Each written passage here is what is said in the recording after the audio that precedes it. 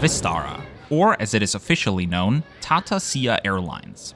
That name consists of the two companies that came together to form the carrier in 2013. India's Tata conglomerate, an unfathomably large corporation involved in almost every part of India's economy, and Singapore Airlines. Their goal was to finally establish a reliably high-quality Indian carrier. But after 10 years, its days are already numbered, as Tata has finally taken over Air India as well and will merge the two under the Air India brand. So before things change and Vistara's brand will disappear from India's skies, let's take a flight with them in economy class from Delhi to Frankfurt and see what they're like, and especially look at whether and in what aspects they are better than my Air India flight from Vienna to Delhi was the week before, the video of which is available on our channel already too. Flying long-haul economy class on Vistara for the first time, and likely also the last, let's jump into it.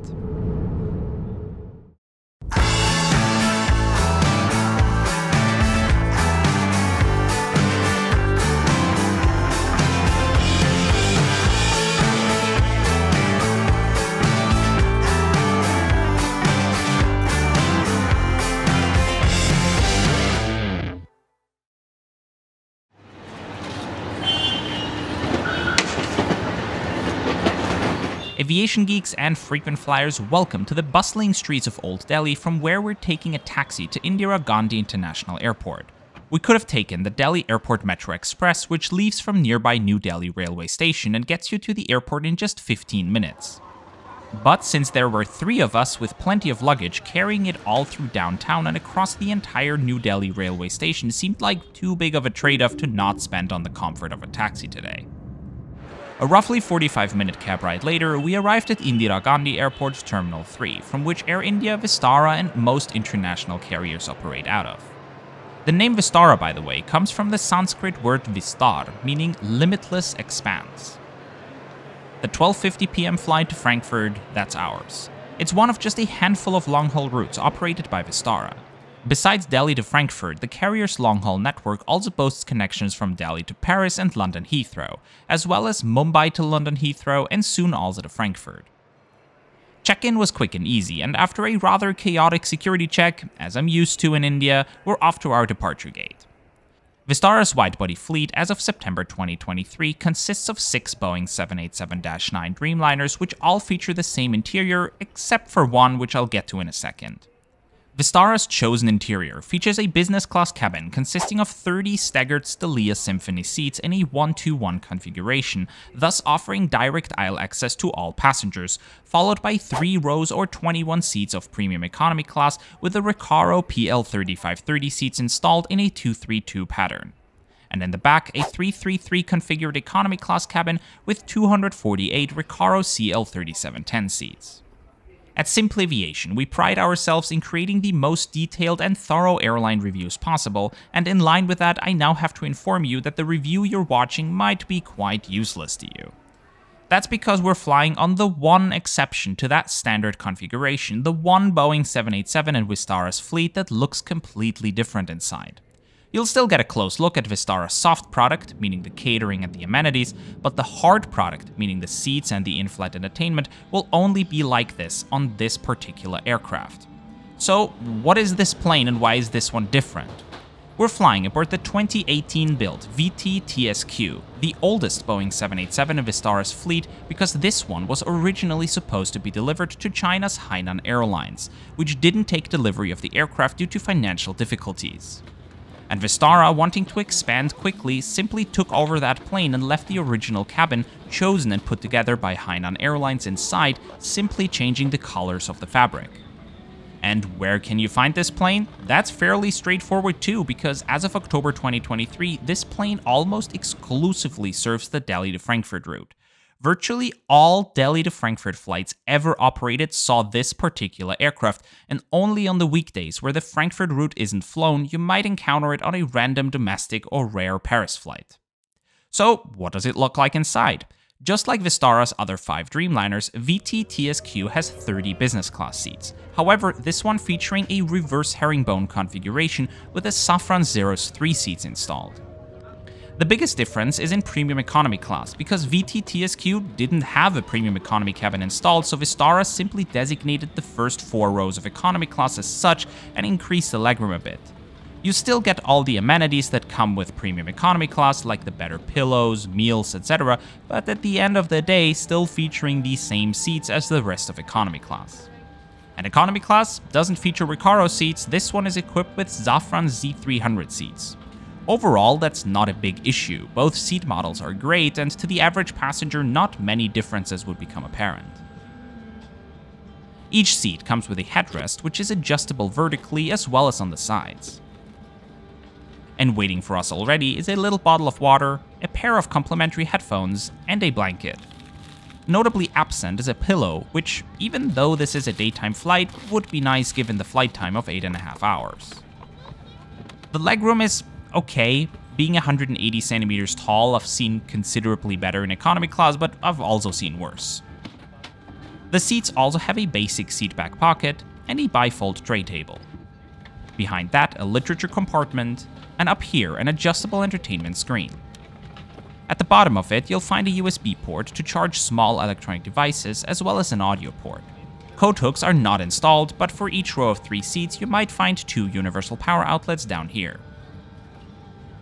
The windows are dimmable, like on all Boeing 787 Dreamliners, meaning there are no window shades, and in the ceiling you may find personal reading lights, but unfortunately no adjustable air vents. The seats offer standard recline, and the armrests can be raised. With that, it's time to sit back, relax, and get ready for departure. सरकारी नियमों के अनुसार इस flight पर crew निर्देशों का पालन करना अनिवार्य है। धन्यवाद।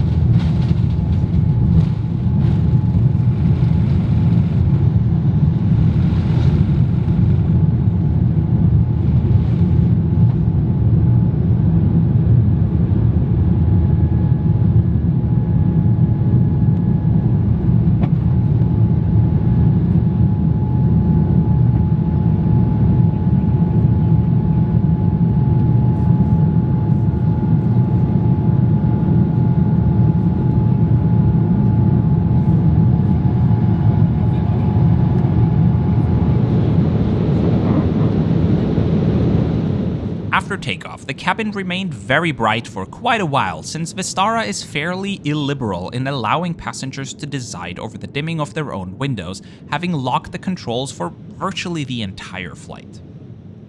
Now it's time for lunch, the main meal service on today's flight. Vistara offers 2 different Indian dishes, either a vegetarian one or one with chicken. I went with the chicken dish, which was a creamy curry with steamed white rice and beans.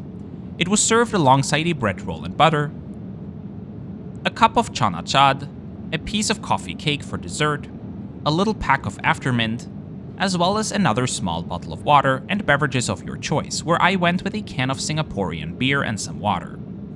What impressed me was the size of Vistara's cups, fitting considerably more liquid than these little shot glasses most other airlines use. All in all, a very tasty meal service, although some airlines do offer a beverage service before lunch or dinner with drinks and a little salty snack and such, which was absent on Vistara. The reason why I am mentioning this is because Air India did this on my Vienna to Delhi flight the week before.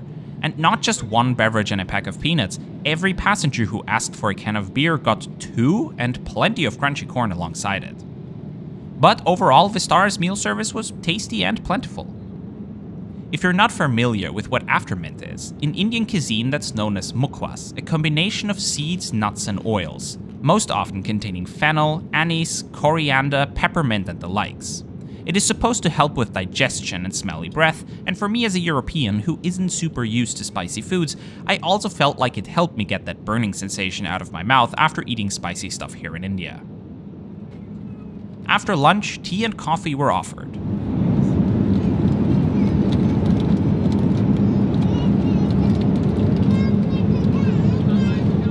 Now let's have a look at what the flight offers entertainment-wise. The other 5 Boeing 787s of Vistara are equipped with a state-of-the-art Panasonic X3 entertainment system. Our plane has a different cabin and obviously also a Panasonic system, but it seems to somehow be incompatible with the system on their other planes, resulting in some minor differences. The system itself looks fairly bare bone, with just movies, TV shows and music on offer. The selection of content within each one is totally okay, with plenty of local and international content available on demand. However, that's it. There's nothing else there. No games, no additional information, not even an in-flight map. On their other 787s and A321neos, Vistara offers the phenomenal Panasonic Arc in-flight mapping application, which I praised in numerous recent videos, including on Finnair and Iberia. Vistara was actually the launch customer of this fantastic mapping application, which I particularly love for its straightforward display of where you are and the cool flight recap at the end. However, possibly the system on this plane is just old enough to be incompatible with this new program, and Vistara seems to have been unwilling or unable to get a license for a different program for this one plane, leaving you with just this bar down here telling you the approximate remaining flight time. Another symptom of this system being different than the others is that this is the only 787 in Vistara's fleet not offering Wi-Fi. However, at the end of the day, that doesn't matter too much either, since the content selection is there, good headphones were provided, and for most of the remaining flight, the windows were dimmed and locked anyway, so why care about where we are when you can't see it anyway?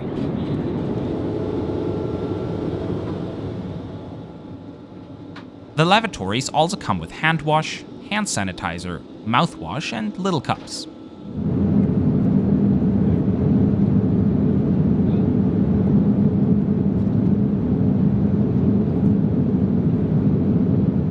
During the flight, the crew regularly went through the cabin offering water, but there were no snacks or other beverages available in addition to the meals.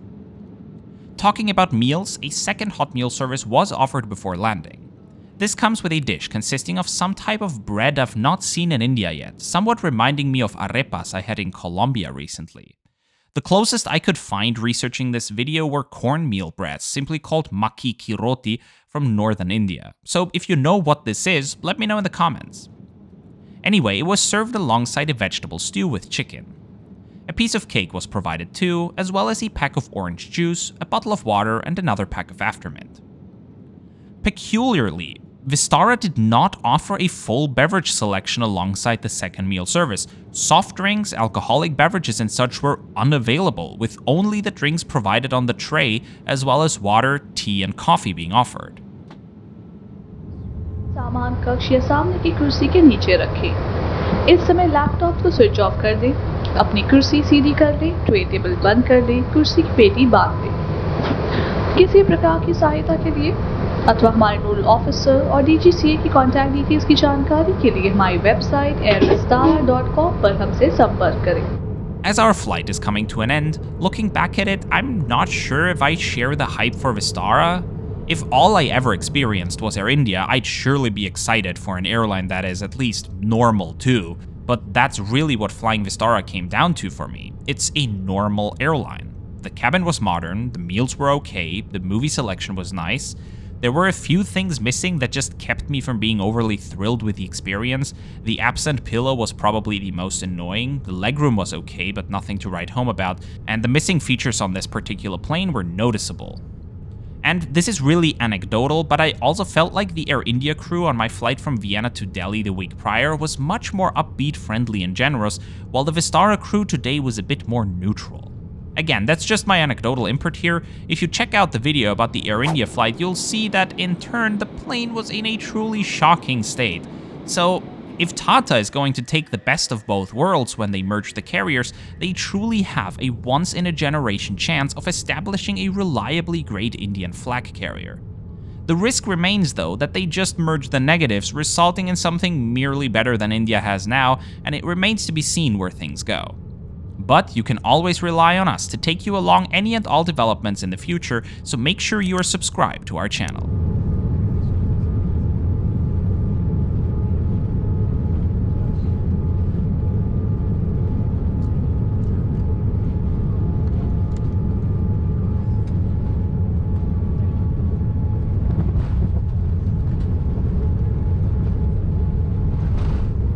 देवियों सज्जनों,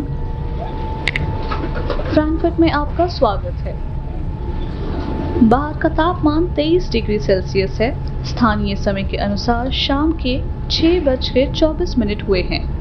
अब आप अपने mobile phones का उपयोग कर सकते हैं। सभी यात्रियों से निवेदन है कि कुर्सी की पेटी का संकेत बंद होने तक अपने निर्धारित स्थान पर ही बैठे रहें। ऊपर बने सामान कक्ष सावधानी से खोलें। हम आशा करते हैं कि आपकी यात्रा सुखद रही। विस्तारा और विमान के क्रू की ओर से हमारे साथ यात्रा करने के लिए आप सभी का धन्यवाद। किसी प्रकार के फीडबैक के लिए हमारी वेबसाइट airvistara.com पर हमसे संपर्क करें। धन्यवाद।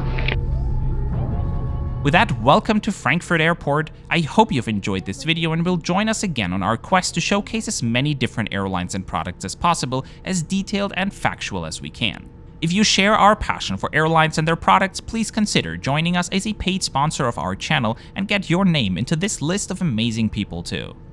Thanks to them, we can continue to invest in our work and bring you all the facts you need to know before choosing a flight. Thank you again for watching, have a great rest of your day, and I'll see you for a new video next week.